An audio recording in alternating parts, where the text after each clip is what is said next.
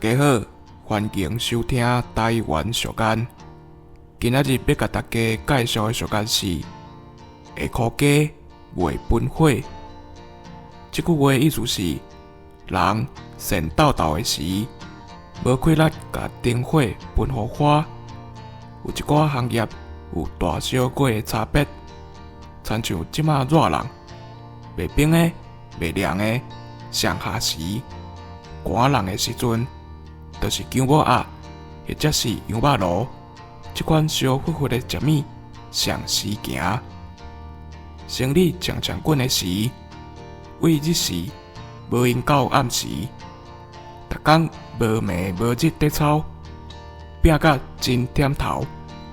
有时到厝要休困，原来已经翻点啊，也无气力做别项事工，眠床甲挺落随困去。这款状况，咱就会使讲是下箍家，袂分火。